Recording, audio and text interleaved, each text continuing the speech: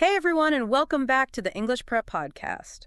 We're diving into something that I know a lot of you are thinking about, English proficiency exams. Yeah, it's a big topic for sure, and I know it can be a little overwhelming. Definitely. So many tests, so many different rules and requirements and And for good reason. I mean, these scores can be super important, right? yeah, They're often the key to getting into a university in an English-speaking country. or for a job at a big international company, or if you're thinking about immigrating. Exactly. So we're going to break it all down for you today. We'll talk about the major players in the English exam world, like what are the differences between them? And how do you actually choose the right one for you? We'll cover all of that, and of course, we'll give you some solid strategies for actually preparing for these exams. Right, because studying grammar and vocab is only part of it, right? We'll delve into that too. So let's get started. Let's talk about these exams. Why are they so important for someone learning English? Well, as we touched on a moment ago, a lot of universities, particularly those in English-speaking countries, they often require a certain score on one of these exams, part of the admissions process. Right. They want to make sure you can handle the coursework, the lectures, all of that. Precisely. And it's not just universities. If you're thinking of immigrating to certain countries, they might also ask you to demonstrate your English proficiency. Makes sense. They want to ensure you can integrate well into society. Exactly. And for some professional fields too, especially if you're looking at an international company, they'll often want to see some kind of proof of your English skills. It's becoming more and more globalized. So these exams really open doors. But there are a lot of different exams out there. Which ones should we be paying attention to? Okay, so let's start with probably the most globally recognized one, IELTS. That stands for the International English Language Testing System. IELTS. I hear that name all the time. You probably do. It's super popular. And one of the reasons for that is it actually has two versions, academic and general training. So there's a difference. There is. The academic version is usually for folks heading to university or some other form of higher education. And the general training version is more for things like immigration or for work purposes. Okay, that's helpful. So you choose the version based on what you're trying to do? Exactly. What about the actual test itself? What's it like? What do you have to do? So regardless of which version you take, IELTS assesses your English skills in 4 areas. You have listening, reading, writing, and speaking. The 4 big ones. Yep. And the cool thing about IELTS is that in most places, you can choose to take it on paper or on a computer. That's nice. Some people are more comfortable with one or the other, right? Absolutely. Now, one thing that really makes IELTS unique is the speaking test. It's actually done face-to-face with a real live examiner. Oh, wow. So it's like a real conversation. It is. And that allows the examiner to get a really good sense of not just your grammar, but also how fluent you are, how's your pronunciation, can you really engage in a natural back and forth. That's pretty intense, but I guess it's also a good way to see if you can really use the language. So how is IELTS scored? They use a band score system, and it goes from 0 to 9 for each of the 4 sections. And then they give you an overall band score, too. A lot of universities have specific band score requirements, right? They do. You'll often see them asking for like a 6.5 or a 7.5 overall, and maybe even minimum scores in certain sections like writing or speaking. Good to know. So IELTS is definitely one of the big ones. What about TOEFL? I know that one's especially important for folks who want to study in the U.S. You're absolutely right. TOEFL stands for the Test of English as a Foreign Language.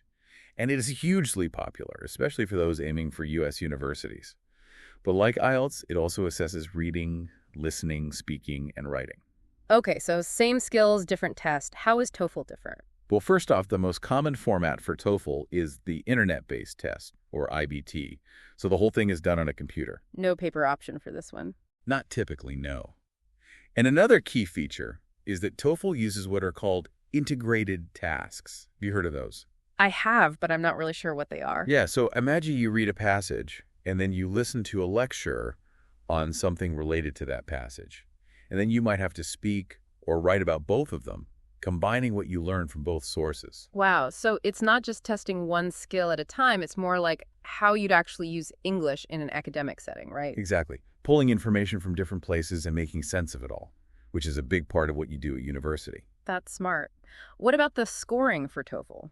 So TOEFL scores go from 0 to 120, and each of the 4 sections contributes up to 30 points to that total. So it's a much bigger score range than IELTS. It is.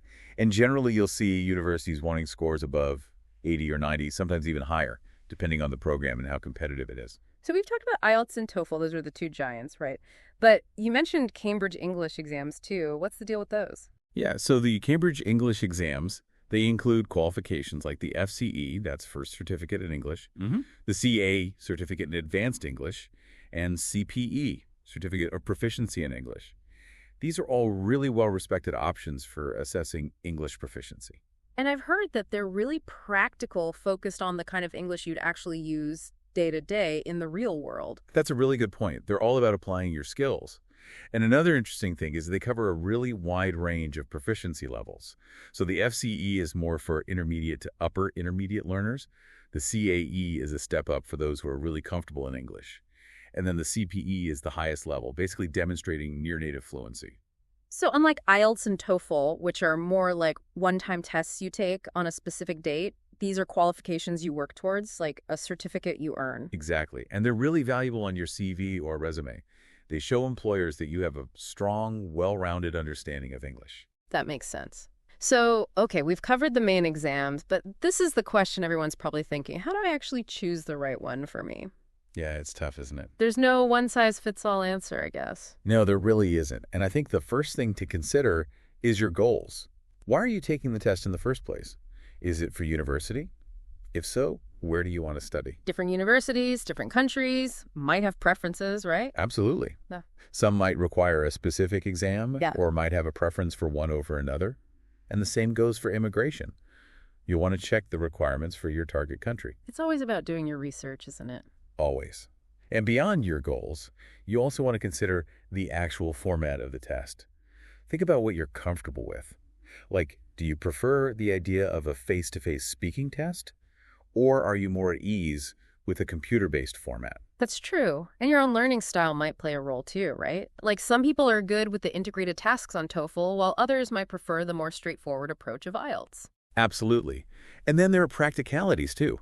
Things like cost, where the test centers are located, how often the tests are offered. You have to factor all of that in. So it really is a personal decision. You have to weigh your goals, your preferences, and all these practical details. It is. But doing that research up front can save you a lot of hassle and stress down the line. Totally. Okay, let's say you've chosen your exam. Now the big question is, how do you prepare for it? Right.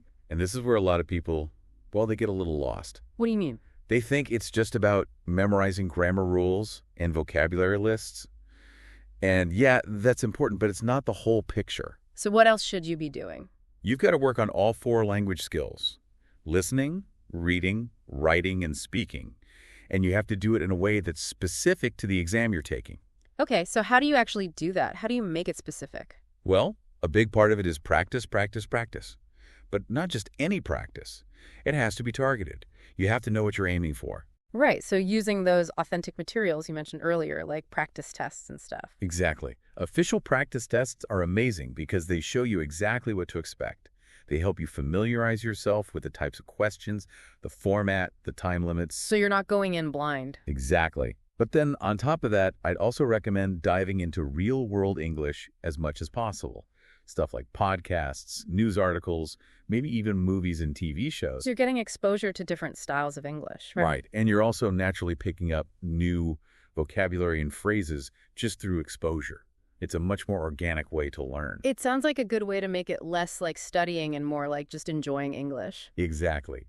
But of course, you also want to make sure you're setting aside specific time to practice each of the four skills. Especially speaking, I imagine. Especially if you're doing IELTS, yeah, because you've got that face-to-face interview.